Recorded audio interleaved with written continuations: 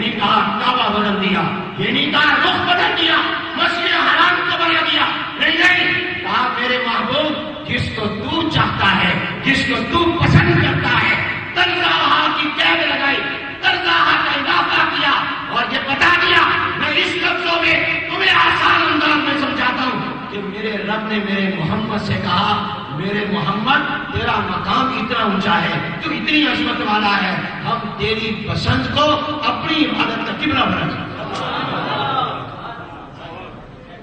ہم نے تیری پسند کو قبلہ بنایا۔ کیا کہا؟ مجھے تو بڑا مزدار ہے۔ اللہ نے کیا کہا؟ میرے محبوب تیری وہ پیغمبر جس کی چاہت کو رب اپنی عبادت کا قبلہ بنایا۔ عبادت رب کی ہے مگر قبلہ وہ بنائے جو حضور چاہتے ہیں۔ وَلَنُوَلِّيَنَّكَ قِبْلَةً تَرْضَاهَا، جس کو تو چاہتا ہے، جس کو تو پسند کرتا ہے۔ قرآن میں ترضاہا کا لفظ لا کر قیامت تک اس کتاب میں پڑھا جانا ہے۔ بتا دیا یہ میرا محمد، میرا پیغمبر اتنا عظیم ہے کہ میں اس کی پسند کو نماز کا قبلہ بنا دیتا ہوں، میں نے اس کی چاہت کو قبلہ بنایا۔ کیا عظمت ہے حضور۔ اور یہاں آپ کو ایک ایمان افروز جملہ جو سونے کے پانی سے لکھنے کے قابل ہے اور دریا بکوسا ہے، سمندر اور دریا کا پانی ایک گلاس میں اکٹھا کیا ہے، علم کا دریا ہے جس کو چند لفظوں میں ہمارے بزرگ نے جمع کیا۔ وہ بزرگ کون ہے؟ دارالعلوم دیوبند کے بانی حجت الاسلام حضرت مولانا محمد قاسم نانوتوی رحمۃ اللہ علیہ کے پوتے، حکیم الاسلام حضرت مولانا قاری محمد طیب صاحب، سب کہتے ہیں رحمۃ اللہ علیہ۔ ان کا ایک جملہ مجھے یاد آیا جو اس آیت سے بڑا فٹ لگتا ہے، مطابقت رکھتا ہے۔ وہ فرماتے ہیں پیغمبر حضور علیہ السلام اتنی عظمت والے ہیں، اس مقام کے اور مرتبے میں ہے، اللہ کی شریعت حضور کی طبیعت پر اترتی ہے۔ یہ آپ میں سے اسی کو سمجھ آئے گا جس کو علم سے ذوق ہوگا، جو توجہ کرے گا۔ پھر دوہراتا ہوں، اللہ کی شریعت محمد کی طبیعت۔ میرے ساتھ بعد میں کہنا، پہلے غور سے سن لو۔ میری عادت ہے کہ میں تقریر کرتا ہوں ایک موضوع پر اور کوشش کرتا ہوں دلیل سے بات کروں۔ میرا عنوان ہے عظمت رسول، حضور کی عظمت کیا ہے، سبحان اللہ، اور دلیل سے بات کرتا ہوں۔ بغیر دلیل کے بعد اللہ کی شریعت، اللہ کا قرآن، اللہ کا قانون، اللہ کی وحی، اللہ کا دین محمد کی طبیعت پر اترتا ہے، سبحان اللہ۔ یہ دریا مقبوضہ ہے، اس کو پھیلا لو، یہ علم کا سمندر ہے۔ کیا کہا ہمارے بزرگ نے؟ عاشق رسول قاری محمد طیب صاحب رحمۃ اللہ علیہ نے بغیر اللہ کی شریعت حضور کی طبیعت پر اترتی ہے۔ یہ اللہ کا پیغمبر حضور اتنا عظیم ہے، اتنا عظیم ہے، اس کی طبیعت، اس کا مزاج، جس چیز کو چاہتا ہے اللہ اس کو شریعت بنا کر اتار دیتا ہے۔ جس کو یہ چاہتا ہے اللہ اس کو شریعت۔ مثال دیتا ہوں، بات سمجھ میں آ جائے۔ حضور علیہ السلام کا مزاج یہ ہے، حضور کی طبیعت یہ ہے، حضور کی عادت یہ ہے کہ جب بھی میں کھانا کھاؤں یا پانی پیوں تو دائیں ہاتھ سے کھانا کھاؤں، بسم اللہ الرحمن الرحیم پڑھ کر کھاؤں، بیٹھ کر کھاؤں، پانی دودھ شربت دن پیوں تو بیٹھ کر پیوں، بسم اللہ الرحمن الرحیم پڑھ کر پیوں، 3 سانسوں میں پیوں۔ یہ حضور کی طبیعت ہے، پسند ہے، حضور کی چاہت ہے، حضور کا مزاج ہے، حضور کی عادت ہے۔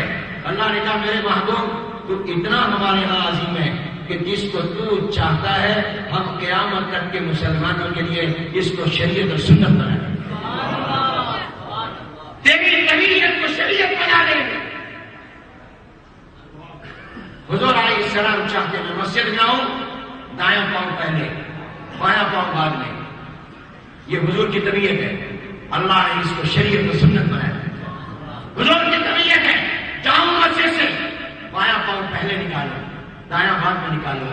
اللہ نے کہا میرے محمد تو اتنا عظیم ہے، جس کو تو چاہتا ہے ہم اس کو قیامت تک کے مسلمانوں کے لیے شریعت سنت اور عبادت بنائیں. حضور علیہ السلام نے اپنے صحابہ سے کہا، کافروں نے اعتراض کیا کمزور ہو گئے، ان کے اندر جان ہی نہیں رہی. حضور نے فرمایا بیت اللہ کا طواف ذرا اکڑ کر کرو. کیا کرو؟ سینہ تان کر کرو، رمل کرو. جس طواف کے بعد صحیح کرنی ہے اس کے پہلے 3 چکروں میں رمل ذرا اکڑ کر چلو، سینہ تان کر چلو. اللہ نے تو روکا ہے، وَلَا تَمْشِ فِي الْأَرْضِ مَرَحًا إِنَّكَ لَن تَخْرِقَ الْأَرْضَ وَلَن تَبْلُغَ الْجِبَالَ طُولًا. اکڑ کر نہ چل. اللہ نے منع کیا ہے، مگر حضور نے صحابہ سے فرمایا اکڑ کر چلو. حضور کی طبیعت یہ ہے، حضور کی پسند یہ ہے، حضور چاہتے یہ ہے تاکہ دشمنوں پر روک قائم ہو. پتہ چلے یہ طاقتور ہے، یہ بہادر ہے، یہ کمزور نہیں ہے. اللہ نے حضور کی اس طبیعت اور پسند کو شریعت بنا دیا اور قیامت تک کے لیے حکم کیا کہ جو بھی آئے گا میرے گھر کا طواف کرنے، اور عمرے کا طواف ہوگا یا حج کا طواف ہوگا، جس کے بعد صحیح کرنی ہوگی، واجب طواف ہوگا، جب تک وہ اکڑ کر نہیں چلے گا اس کا طواف نہیں کرنا. اللہ کی شریعت کہو، اللہ کی شریعت محمد کی طبیعت پر. قَدْ نَرَىٰ تَقَلُّبَ وَجْهِكَ فِي السَّمَاءِ فَلَنُوَلِّيَنَّكَ قِبْلَةً تَرْضَاهَا.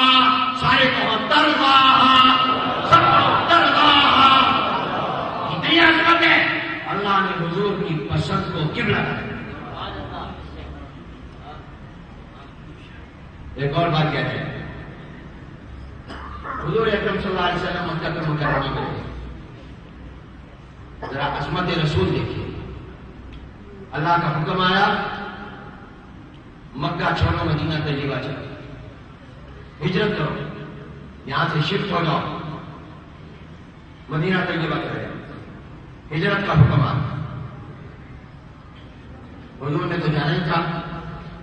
اب یہ حکم صرف حضور کے لیے آیا یا صحابہ کے لیے بھی آیا کہ تم مکے میں رہو یا تم بھی جاؤ؟ میں سوچتا ہوں آپ بھی ذرا تصورات کی دنیا میں سوچیے کہ صحابہ عجیب کشمکش میں مبتلا ہوں گے کہ اللہ کا حکم آ گیا مدینے چلو، یہاں مکے میں بیت اللہ ہے، خانہ کعبہ ہے، یہاں حجر اسود ہے، جس کو بوسہ دیں تو سارے گناہ ختم ہو جائیں، یہاں طواف کی اجازت ہے. اگر جاتے ہیں تو بیت اللہ کی جدائی، اور اگر نہیں جاتے تو محمد الرسول اللہ کی جدائی. مکے میں رہتے ہیں تو حضور نہیں ملتے، اور جاتے ہیں بیت اللہ نہیں ملتا. ایک چھوڑنا پڑتا ہے، یا بیت اللہ چھوڑنا پڑتا ہے یا محمد الرسول اللہ چھوڑنا پڑتا ہے.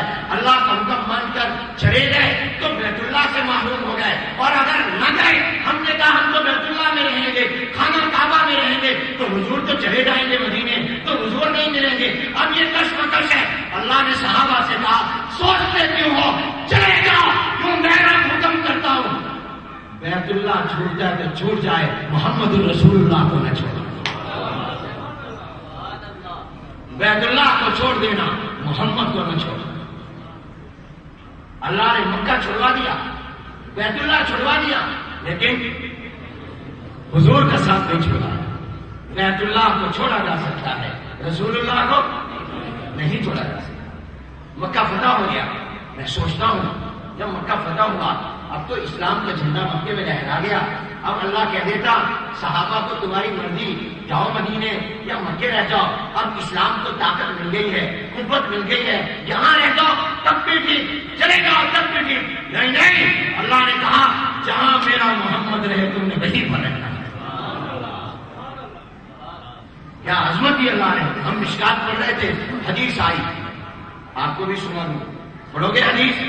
حضور کی حدیث کے طالب علم بنو گے؟ حضور کی عظمت بتا رہا ہوں. حدیث آئی، حضور اکرم صلی اللہ علیہ وسلم نے فرمایا قیامت کے دن سب سے پہلے میں محمد صلی اللہ علیہ وسلم اپنے روزہ مبارک سے اٹھائے گا، پھر اللہ ابو بکر و عمر کو اٹھائے گا. میں ان دونوں کے ساتھ جنت البقیع آؤں گا. اللہ میرے سامنے مدینہ طیبہ کے قبرستان جنت البقیع میں سونے والوں کو اٹھائیں گے، ان کو زندہ کریں گے، اٹھا دیں گے، میں کھڑے ہو کر انتظار کروں گا۔ مکے میں جو لوگ جنت المالا میں سو رہے ہیں